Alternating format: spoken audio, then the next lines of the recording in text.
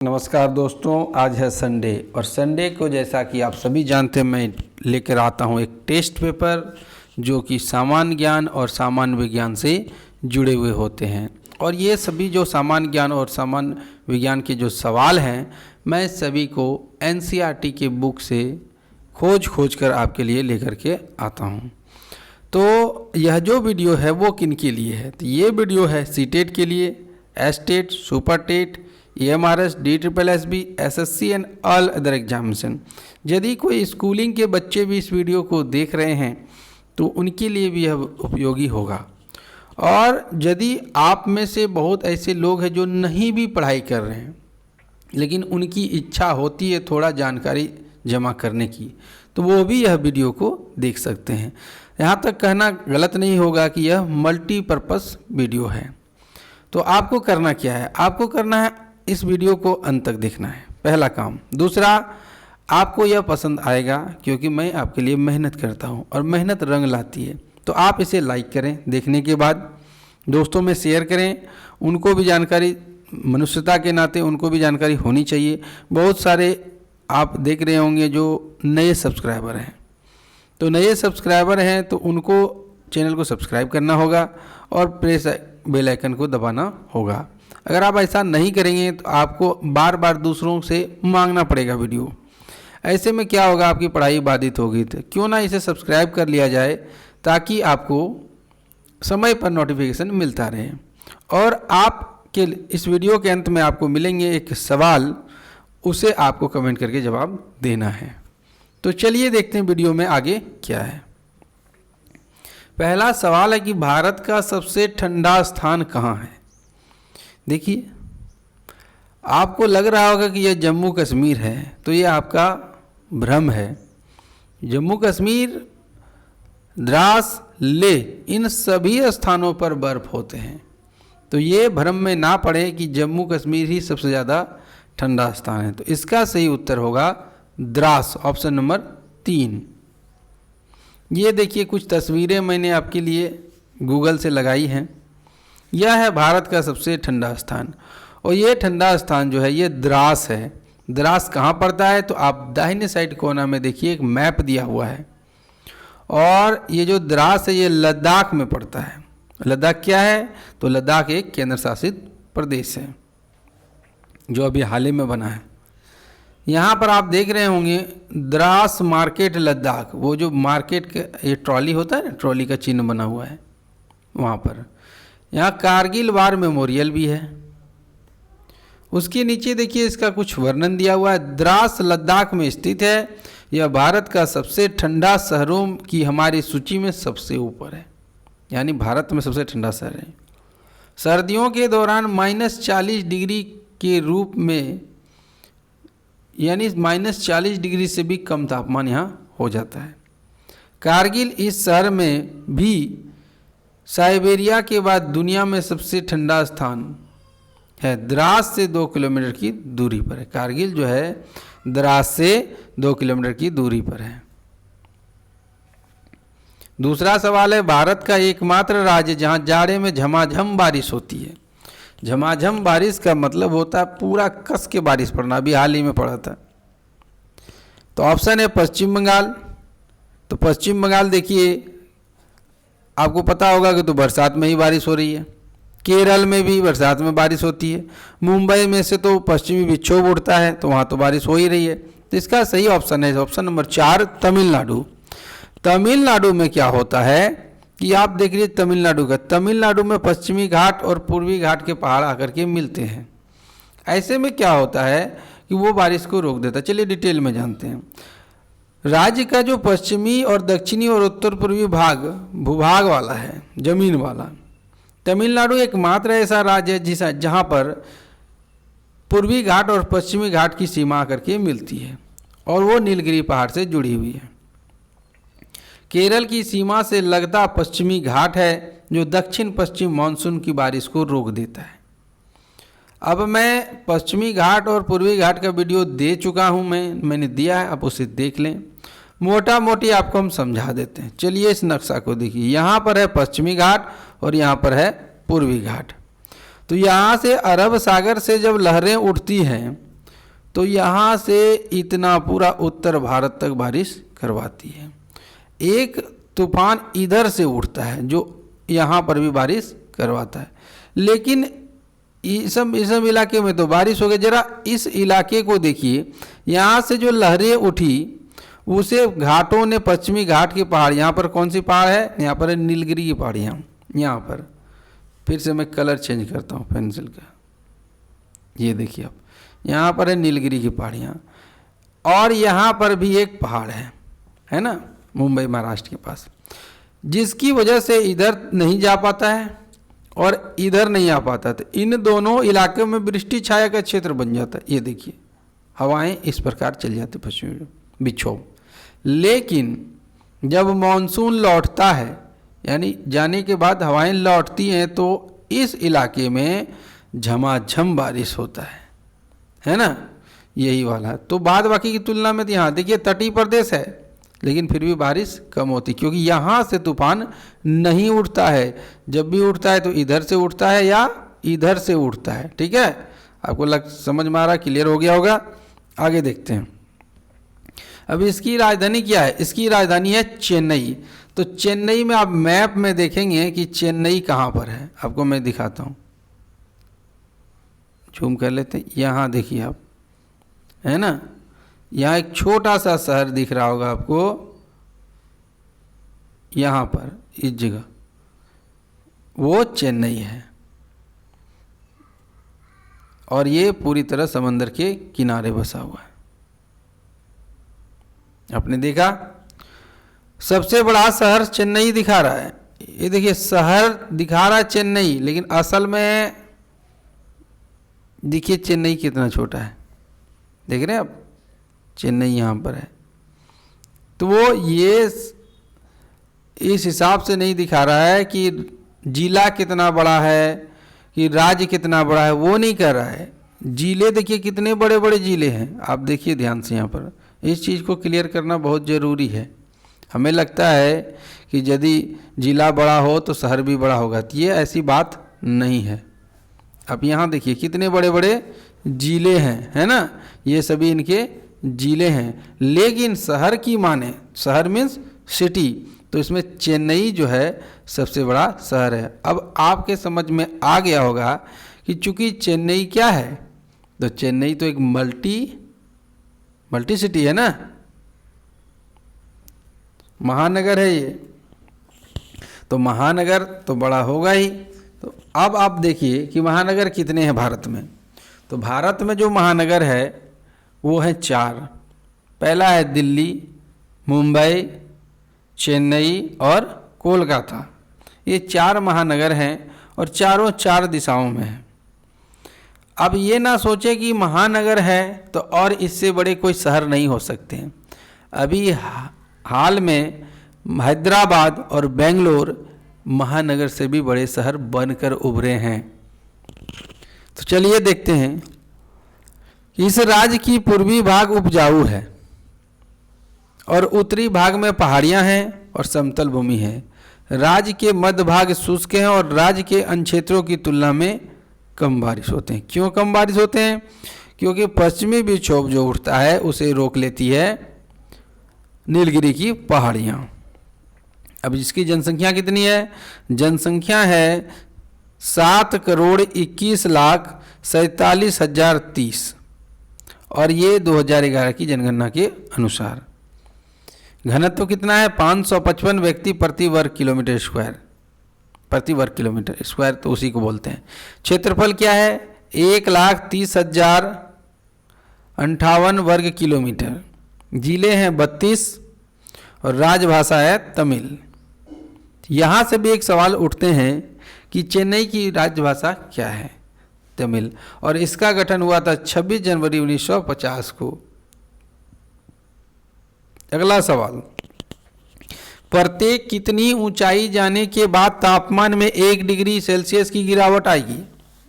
अगर आप पहाड़ों पर चढ़ रहे हैं या ऊंचे स्थान पर जा रहे हैं तो जैसे जैसे ऊंचा जाएंगे तापमान में गिरावट आती है। तो कितना ऊंचा जाएंगे कि 1 डिग्री सेल्सियस गिरावट आएगी?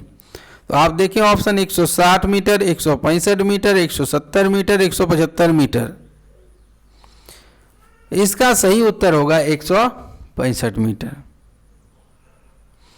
यहां पर मैंने दिखाया है कि नीचे देखिए आप L लिखा हुआ है। L मीन्स लो प्रेशर होता है, और लो प्रेशर जहां होगा वहां पर ठंडी हवाएं आएंगी। और आप सभी जानते हैं कि पदार्थ के कणों में हलचल होता है। जैसे ही हवा गर्म होगी उसके पदार्थ के कण हलचल उत्पन्न होंगे, जिसके कारण वह ऊपर उठने लगेगा। और जहाँ ऊपर उठ रहा है इसका मतलब है लो प्रेशर ऊपर चला गया है। जिधर हवाएं जाती है वहाँ लो प्रेशर होता है। मान लीजिए झारखंड में अगर लो प्रेशर है तो अरब सागर से उठने वाली हवाओं को झारखंड अपनी ओर खींच लेगा। इसका मतलब ये भी तो हुआ कि हवाएं यदि झारखंड की ओर आ रही हैं तो इसका मतलब झारखंड में लो प्रेशर बना है। इसी बात को देखते हैं, यदि हवाएं गर्म होकर ऊपर उठ रही है तो इसका मतलब ऊपर में लो प्रेशर बना है और नीचे में हाई प्रेशर है। तो इसके कारण जैसे जैसे हम ऊंचा उठते जाएंगे ऊपर उठ करके गर्म हवाएं ठंडी होने लगेंगी, और 100 मीटर की ऊंचाई पर जाते जाते 1 डिग्री तापमान की कमी आने लगी। लेकिन हमेशा ऐसा नहीं होता, हर चीज़ के अपवाद होते हैं, कभी कभी उल्टा भी हो जाता है। और यही वजह है कि हिमालय की ऊंचाई जितनी बढ़ती जाएगी उतना ही उसमें ठंडक बढ़ता जाएगा। अब हिमालय के ठंडा होने के कई कारण हैं।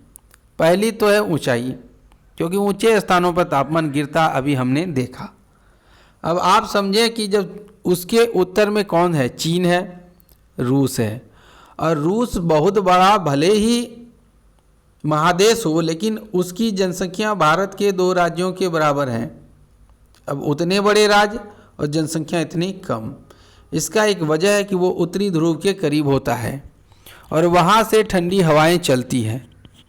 और जब हवाओं की रफ्तार 140 से ऊपर हो जाती है, इसे जेट धारा ही कहते हैं, और ये हवाएं आकर के हिमालय से टकराती हैं, और टकराने की वजह से वो हवा भारत में प्रवेश नहीं कर पाती है, वो हिमालय तक ही रुक जाती है, जिसकी वजह से उत्तर भारत के राज्य ठंडे हो जाते हैं और हिमालय पर बर्फ जम जाती है। अगर हिमालय ना रहता तो 2 मिनट के अंदर पूरा भारत जम जाता। तो हिमालय कितना बड़ा योगदान देता है हमारे लिए, आप समझ सकते हैं। ये आपका क्लियर हुआ। आगे बढ़ते हैं। भारत में सबसे लंबा दिन कब होता है? 21 मार्च को, 21 अप्रैल को, 21 मई को, 21 जून को। तो इसका सही उत्तर है 21 जून। चलिए इसके बारे में थोड़ा जान लेते हैं। ये देखिए मैंने मैप दिया है। अब पृथ्वी की बनावट कुछ इस प्रकार होती है, वो झुका हुआ है ना, जिसकी वजह से 21 जून को साल का सबसे लंबा दिन बताया है। इस दिन उत्तरी गोलार्ध में मौजूद सभी देशों में दिन लंबा और रात छोटी होगी, यानी जितना भी उत्तरी गोलार्ध में है। और यही हम कहते हैं कि सूरज उत्तरायण हो गया है, यही बात है। यह बात खास है कि इस दिन पल ऐसा भी आता है जब आपकी अपनी परछाई साथ छोड़ देती है, यानी इतना तिरछा हो जाता है कि परछाई तक नहीं बनता है। 21 जून के दिन सूरज बहुत ऊंचाई पर होता है। ऊंचाई पर होने की वजह से रात छोटी हो जाती है। खगोल शास्त्रियों के अनुसार सूर्य उत्तरी गोलार्ध से चलकर भारत के बीच गुजरने वाली कर्क रेखा में आ जाता है। इसलिए इस दिन सूर्य की किरणें धरती पर ज़्यादा समय के लिए पड़ती है। इस दिन सूर्य की रोशनी धरती पर करीब 15 से 16 घंटे पड़ती है, जिसके कारण जून को साल का सबसे लंबा दिन माना गया है। आप मैप में देख सकते हैं यहाँ पर कि क्या घटना घटती है, कितने बड़े भाग में उत्तरायण होने की वजह से। अब लोग कहते हैं कि सूर्य उत्तरायण हो गया, दक्षिणायन। दरअसल ये एक मानसिक स्थिति है, ये माना गया है, ऐसा कुछ होता नहीं है, क्योंकि सूर्य तो स्थिर है। जब सूर्य घूमता ही नहीं है तो वो उत्तरायण और दक्षिणायन कहाँ से होगा? ये तो पृथ्वी अपनी घूर्णन गति के कारण ऐसा होता ना। और मुझे तो सबसे बड़ा झूठ यह लगता है कि वैज्ञानिक, यहाँ तक कि किताबों में कहा गया है कि सूरज पूरब से उगता है और पश्चिम में डूबता है। अब आप बताइए, सूर्य जब बीच में स्थिर है तो उगता और डूबता कैसे है? इस भ्रम को मेरे हिसाब से दूर करके किताबों में ये देना चाहिए कि पृथ्वी पश्चिम से पूरब की ओर गति करती, जिसके कारण हमें यह लगता है कि वो सूरज उग रहा है। हम ये डायरेक्ट कैसे कर सकते हैं कि सूरज उग रहा है जबकि सूरज तो स्थिर है। आइए अगले क्वेश्चन को देखते हैं। भारत में सबसे छोटा दिन कब होता है? देखिए, ये जो भारत मैंने शब्द लिया क्योंकि हम लोग भारतीय हैं, ऐसा नहीं है उत्तरी गोलार्ध और दक्षिणी गोलार्ध लिया जाता है। तो ठीक आपने पीछे तस्वीर को देखा, उसमें लिखा हुआ था 22 दिसंबर, है ना। तो चलिए उसको फिर से देखते हैं एक बार। आप देख लीजिए 21 जून, यहाँ पर देखिए 21 जून और नीचे में लिखा हुआ है 22 दिसंबर। अब जब दिन बड़ा हुआ तो रात छोटा भी तो होगा ना। और यह घटना होती है उत्तरी गोलार्ध में, दक्षिणी गोलार्ध में तो होता ही होगा, हम उत्तरी गोलार्ध की बात कर रहे हैं। जब दिन बड़ा हुआ 21 जून को, तो दिन को फिर आने में समान होने के बाद फिर एक समय ऐसा आएगा कि दिन छोटा होने लगेगा, और जब दिन छोटा होगा तो रातें बड़ी हो जाएंगी। पृथ्वी पर मौसम और उसके झुके हुए अक्ष के फलस्वरूप होते हैं। पृथ्वी सूरज की परिक्रमा करते हुए अपने अक्ष पर घूर्णन करती है, लेकिन उसका अक्ष हमेशा एक ही दिशा में झुका हुआ होता है। दिसंबर विषुवत के नीचे, ग्रीष्म विषुवत के ऊपर शीत सूर्य किरणें दक्षिणी गोलार्ध के ऊपर से सीधी पड़ती है, जबकि वे उत्तरी गोलार्ध में तिरछी पड़ती है। मार्च आते आते विषुवत के नीचे पतझड़ और विषुवत के ऊपर वसंत सूर्य किरणें दक्षिणी गोलार्ध में तथा उत्तरी गोलार्ध में एक जैसी पड़ती है। जून में आते आते विषुवत के नीचे शीत और विषुवत के ऊपर ग्रीष्म सूर्य किरणें दक्षिणी गोलार्ध के ऊपर तिरछी पड़ती है, जबकि वे उत्तरी गोलार्ध पर सीधी पड़ती हैं। सितंबर विषुवत के नीचे वसंत, विषुवत के ऊपर पतझड़, सूर्य किरणें दक्षिणी गोलार्ध तथा उत्तरी गोलार्ध में एक जैसी पड़ती है। तो आपने यहाँ पर मैप देखा और इससे समझने का प्रयास कीजिए कि ये सब जो घटनाएं घटती है, पृथ्वी तो घूम रही है लेकिन उसकी जो झुकावट है ना, वो अपने अक्ष पर झुकी हुई है, जिसकी वजह से ऐसा होता है। नेक्स्ट है, जलवायु की गणना कितने वर्षों के अध्ययन पर की जाती है? तो मौसम और जलवायु, मौसम जो है जलवायु का ही एक भाग है, और मौसम प्रतिदिन प्रतिपल बदलता रहता है, लेकिन जलवायु हर समय नहीं बदलता है। तो यदि मौसम का अध्ययन वैज्ञानिक कितने साल करें कि वो बोले कि नहीं अब इसको हम शीत ऋतु, वसंत ऋतु, ऐसा हम जलवायु नाम दे सकते हैं। तो ऑप्शन है 30 से 35, 35 से 40, 40 से 45 और 50 से 55। तो आप देखें कि इसका जो सही उत्तर होगा ये होगा 30 से 40 भी हो सकता है, 30 से 35। देखें ऑप्शन पे हम जाते हैं, ठीक है, ऑप्शन के हिसाब से चलेंगे। 30 से 35 वर्ष, ऑप्शन नंबर ए।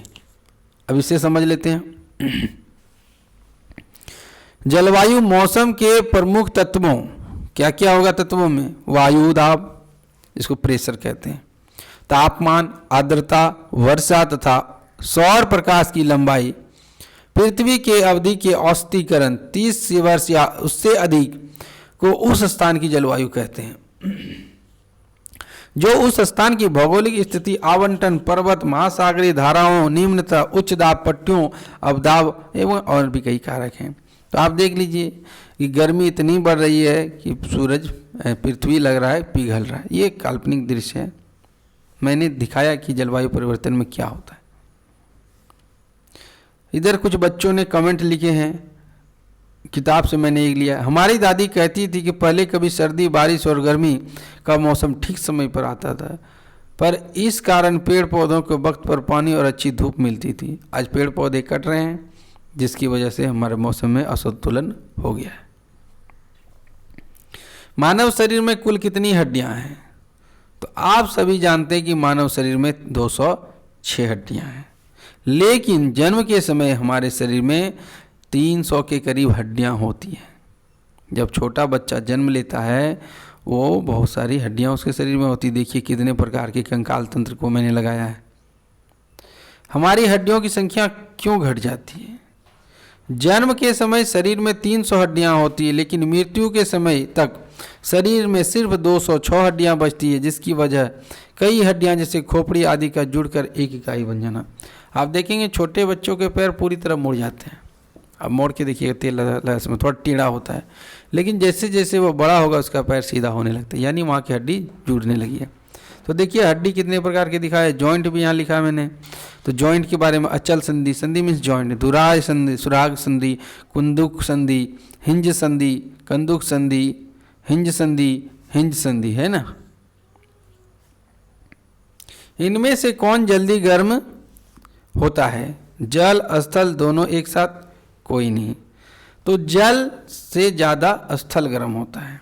आप कभी भी देखिएगा कि पानी, एक तालाब में पानी है और ज़मीन है, तो गर्मी के दिनों में ज़मीन ज़्यादा गर्म लगता है, पानी धीरे। ऐसा इसके घनत्व के कारण होता है। जल की अपेक्षा स्थल ज़्यादा सघन होने के कारण, सघन मतलब घनत्व ज़्यादा होने के कारण जल्दी गर्म होता है और जल्दी ठंडा भी होता है। इसी क्रम में जल अपेक्षाकृत विरल होने के कारण देर से गर्म होता है और देर से ठंडा होता है। अतः सूर्यास्त के समय स्थल खंड जल्दी ठंडे होने के कारण हमें ठंड महसूस होते हैं, वहीं महासागरीय जल देर से ठंडे होने की वजह से अपेक्षाकृत गर्म होते हैं। इनमें से कौन तटीय राज्य नहीं है? तटीय राज्य मतलब वो समुद्र के किनारे वाला राज्य। तो केरल है, पश्चिम बंगाल भी है। केरल है किसमें? हिंद महासागर के पास। पश्चिम बंगाल बंगाल की खाड़ी में, गोवा अरब सागर के पास, और बिहार तो बीच में है। यही वाला नहीं है। आप यहाँ मैप दिए हैं, आप तटीय राज्यों को छांटिए। तटीय राज्यों के नाम मैंने दिए हुए हैं। गुजरात, महाराष्ट्र, गोवा, कर्नाटक, केरल, तमिलनाडु, आंध्र प्रदेश, उड़ीसा और पश्चिम बंगाल, ये सभी तटीय प्रदेश हैं। शुरू कीजिएगा अरब सागर के पास से, गुजरात से, और सीरियसली किनारे किनारे चलते रहिए।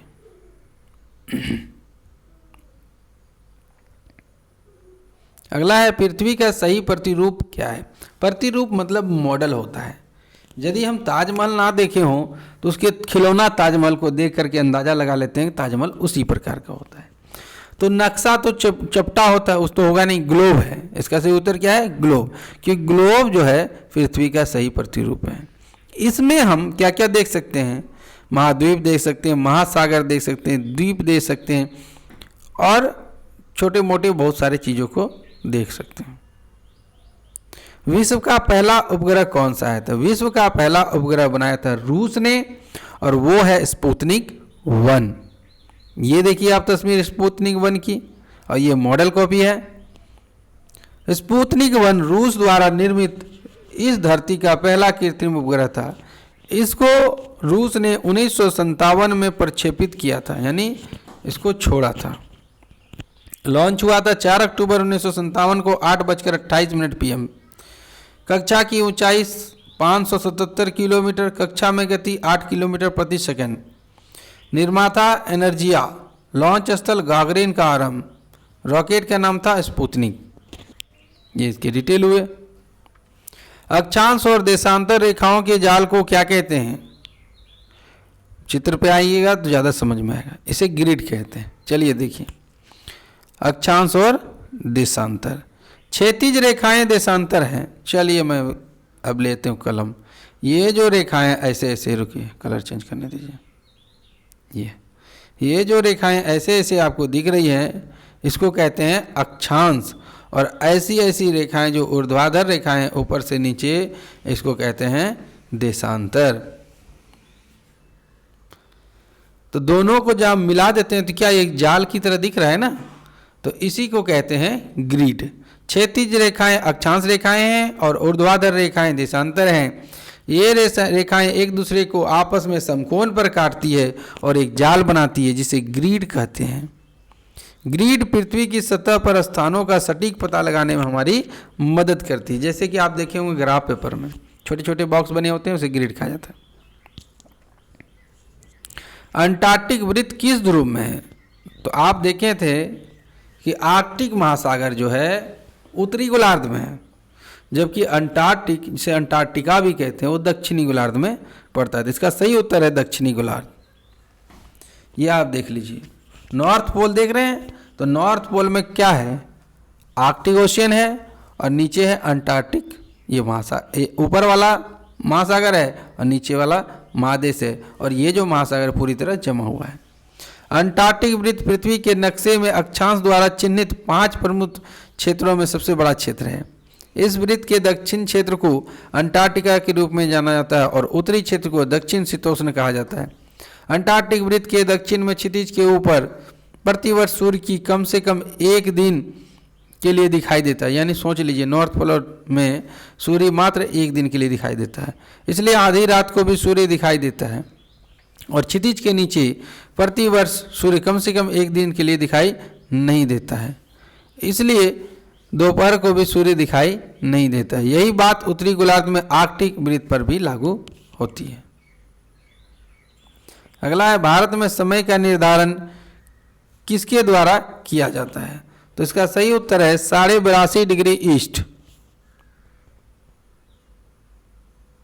ये देखिए, आप देख रहे हैं 82.5 डिग्री, ये जो लकीर ऊपर से नीचे आई है, ये वाला, ये और ये मैंने पिछले वीडियो में बताया था कि ये जो गुजरा है उत्तर प्रदेश के मिर्जापुर से गुजरा हुआ है। भारत में 82.5 डिग्री पूर्वी देशांतर को, जो कि इलाहाबाद के निकट नैनी से गुजरती है, मिर्जापुर में है, इसको ही समय मानक रेखा माना गया है। भारत का मानक जीएमटी से, ग्रीनविच मीन टाइम से 82.5 डिग्री पूर्व है, जिसका अर्थ है कि हमारा समय ग्रीनविच के समय से 5.5 घंटे आगे है। अर्थात इंग्लैंड में जब दोपहर का 12 बज रहा होगा तो हमारे भारत में 5:30 बजे होंगे शाम। रूस में कितना समय क्षेत्र है? भारत का आपने समय क्षेत्र देखा, देख लीजिए, फिर से दिखाता हूँ। भारत का समय क्षेत्र 1 है, 1 तो गुजरा है ना, लेकिन रूस में समय क्षेत्र 11 हैं। ये देख लीजिए, कॉल्ट है, MSK1, MSK0, MSK1, MSK2, MSK3, MSK4, MSK5, MSK6, MSK7, MSK8, MSK9, है ना। तो ये सब जगह है उनके। अब रूस के बारे में थोड़ा जान लेते हैं। रूस दुनिया का सबसे बड़ा देश है, जिसकी 17 करोड़ क्या लिखा, 17,125,191 स्क्वायर किलोमीटर है से अधिक ही है। पृथ्वी के बसे हुए भूमि क्षेत्र से 1/8 से अधिक से मिलकर है। 11 समय क्षेत्रों पर फैली हुई है। इसमें 16 संप्रभु देशों की सीमा है, यह 16 देशों की सीमा से जुड़ा हुआ है। इनमें से कौन प्राकृतिक संसाधन नहीं है? प्राकृतिक संसाधन का मतलब वे सभी चीज़ें जो ईश्वर ने बनाई हैं। जो दुनिया में जो भी चीज़ें ईश्वर हैं, जैसे मनुष्य भी है तो वो भी एक प्राकृतिक संसाधन है, लेकिन मनुष्य को अलग रखा गया मानव संसाधन के अंतर्गत। तो देख लीजिए, मिट्टी ईश्वर ने बनाया है, जल ईश्वर ने बनाया, पत्थर ईश्वर ने बनाया, सड़क हमने बनाया है। तो यही प्राकृतिक संसाधन नहीं है। देख लीजिए, मिट्टी, जल, पत्थर और ये सड़क है। कोयले का उपयोग किसके लिए किया जाता है? तो कोयला है, तो आप सभी जानते हैं कोयला क्या काम आता है। ये तो ईंधन है, हाँ है, बिल्कुल है, जीवाश्म ईंधन है। बिजली उत्पादन होता है, हाँ होता है। थर्मल पावर जो होता है वो कोयले से होता है। प्रकाश के लिए, हाँ होता है, प्रकाश भी आप जलाइएगा तो लाइट निकलेगा। तो इनमें से सभी। अब कोयला है क्या? कोयला एक काला अथवा भूरे रंग का ज्वलनशील पदार्थ है जो तलछटी या अवसादी चट्टानों में पाया जाता है। कोयला मुख्य रूप से कार्बन, हाइड्रोजन, सल्फर, ऑक्सीजन तथा नाइट्रोजन से मिलकर बना है। यह एक जीवाश्म ईंधन के रूप में कोयला विश्व की 1/4 प्राथमिक आवश्यकताओं को पूर्ति करता है तथा विद्युत उत्पादन में 40% विद्युत उत्पादन के लिए अति महत्वपूर्ण है। ईंधन तथा ऊर्जा के लिए कोयले के साथ प्रयोग के साथ यह कोयला प्रयोग painting, polish, typewriter, tyre, tube और जूते बनाने में भी किया जाता है। नेक्स्ट है, इनमें से कौन समाप्त होने वाला संसाधन है? इनमें से कौन है जो समाप्त होता है? जल। जल कभी समाप्त नहीं होगा, क्योंकि 71% तो जल ही है। फिर जल चक्र होगा, फिर पानी आ जाएगा वापस पड़ के। वायु भी कभी समाप्त नहीं होगा, मृदा भी समाप्त नहीं होगा। पेट्रोलियम है ना, पेट्रोलियम समंदर के भी नीचे से निकाला जाता है, तो एक न एक दिन तो ये समाप्त होगा।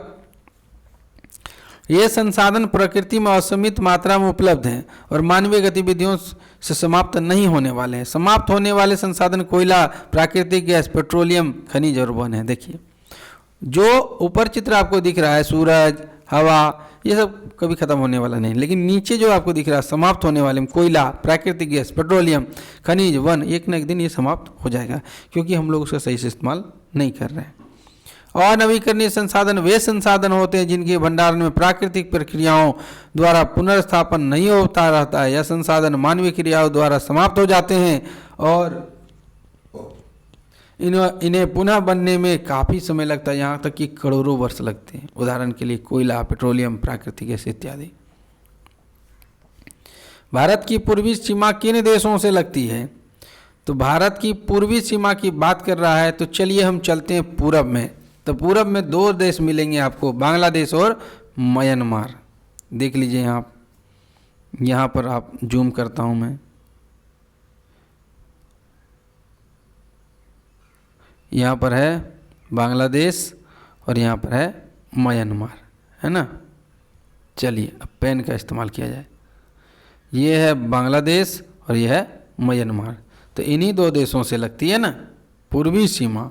अगर हम इधर की बात करें, ये तो उत्तर हो गया, इधर नहीं देखना है, हमें देखना है ये इलाका, ये पूरब है ना। तो पूर्वी सीमा किससे लगती है? बांग्लादेश और म्यांमार से। अगला क्वेश्चन देखते हैं, सिल्लीगुड़ी कॉरिडोर को किस नाम से जाना जाता है? तो सिल्लीगुड़ी कॉरिडोर को चिकन स्नेक के नाम से जाना जाता है। चलिए देखते हैं सिल्लीगुड़ी कॉरिडोर। ये देखिए, देख रहे हैं यहाँ पर आप सिल्लीगुड़ी कॉरिडोर लिखा हुआ है। फिर से मैं दिखाता हूँ, यहाँ पर देखिए, यहाँ और यहाँ, ये वाला इलाका। अब इसमें पाएंगे एक सकरा इलाका है जो दो देशों से जुड़ता है। भारत के हल्दीबाड़ी और बांग्लादेश के चेलाहाटी के बीच में देखिए ब्लू कलर का बांग्लादेश दिख रहा होगा। भारत और बांग्लादेश के बीच 55 वर्षों के लंबे इंतजार के बाद रेल लाइन शुरू हो रहा है। ये नया है। ये पूरा इलाका सिल्लीगुड़ी कॉरिडोर के नाम से जाना जाता है और इसे ही चिकन नेक के नाम से भी हम जानते हैं। नेक्स्ट है, प्रसिद्ध महाकुंभ मेला इलाहाबाद में कितने वर्षों के अंतराल पर लगता है?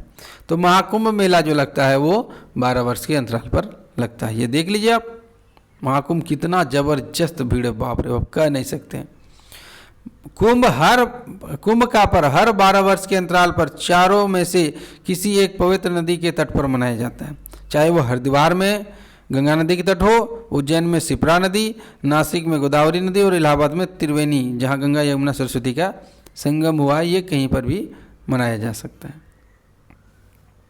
दुनिया का सबसे बड़ा मस्जिद, तो इसमें भी भारत आगे है। तो दुनिया का सबसे बड़ा मस्जिद है जामा मस्जिद। देख लीजिए आप, देखिए कितना सुंदर मस्जिद है और कितना लोग एक साथ बैठ सकते हैं नमाज के लिए। यह मस्जिद लाल पत्थरों और संगमरमर से बना हुआ है। लाल किले से महज 500 मीटर की दूरी पर जामा मस्जिद स्थित है, जो भारत की सबसे बड़ी मस्जिद है। इस मस्जिद का निर्माण 1650 में शाहजहां ने शुरू करवाया था। इसे बनने में 6 वर्ष का समय लगा और 10 लाख रुपए लगे थे। 10 लाख रुपए उस समय, आज तो कोई वैल्यू नहीं 10 लाख का। बलुआ पत्थर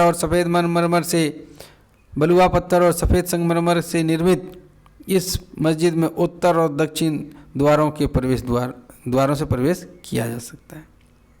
तो कभी दिल्ली जाएं तो एक बार जरूर घूमें। इनमें से कौन गंगा की सहायक नदी नहीं है? तो चलिए गंगा की सहायक नदियों को देखते हैं।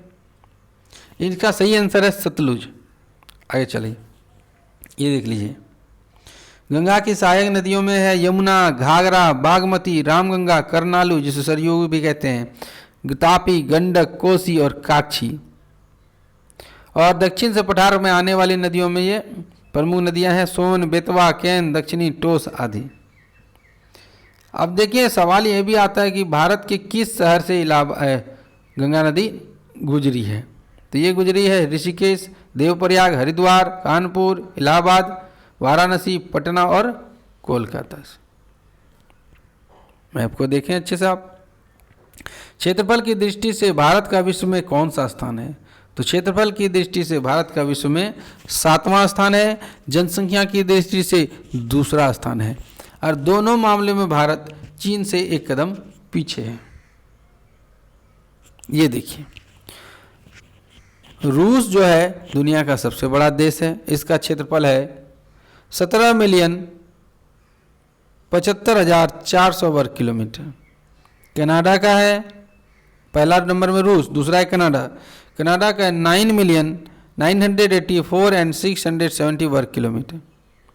संयुक्त राज्य अमेरिका अब आता है, अमेरिका का है 9,826,675 वर्ग किलोमीटर। चीन का है 9,598,094 वर्ग किलोमीटर। ब्राज़ील का है 8,514,877 वर्ग किलोमीटर। ऑस्ट्रेलिया का है 7,617,930 वर्ग किलोमीटर, ये मिलियन में है। भारत का है 3,287,263 वर्ग किलोमीटर, और इस तरह देखें तो 32.8 लाख वर्ग किलोमीटर है।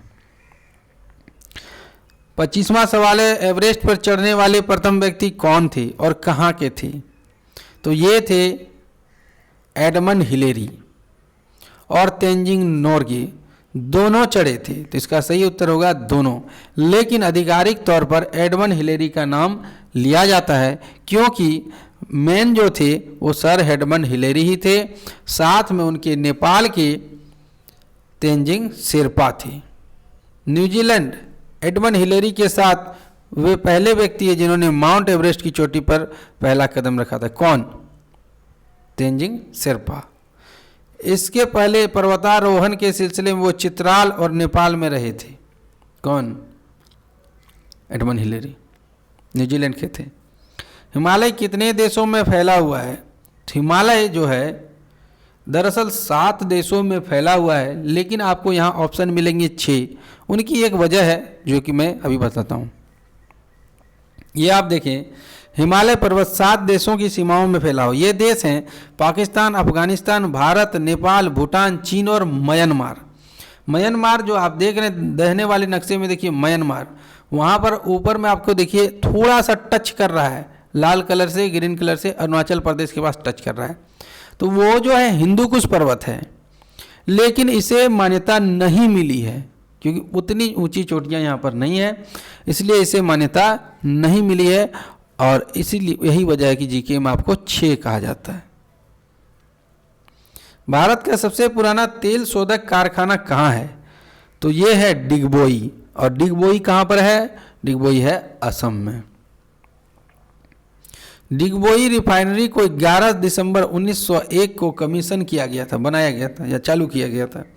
इसे एशिया की पहली रिफाइनरी होने का भी गौरव प्राप्त है। भारत का तो है ही, एशिया का भी है।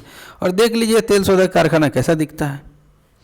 अगला सवाल है, भारत के प्रथम उप प्रधानमंत्री का क्या नाम है? हम सभी प्रधानमंत्री जब भी कहेगा तो तुरंत कह देंगे पंडित जवाहरलाल नेहरू, लेकिन जब उप प्रधानमंत्री की बात आती है हमारी बुद्धि गोल हो जाती है।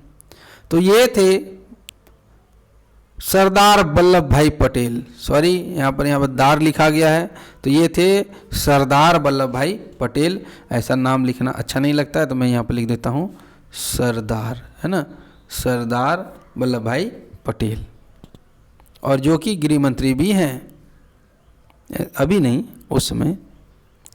सरदार वल्लभ भाई पटेल के बारे में थोड़ा जान लेते हैं। इनका पूरा नाम था वल्लभ भाई झावेर भाई पटेल, जो सरदार पटेल के नाम से लोकप्रिय थे। एक भारतीय राजनीतिज्ञ थे। इन्होंने भारत के पहले उप प्रधानमंत्री के रूप में कार्य किया।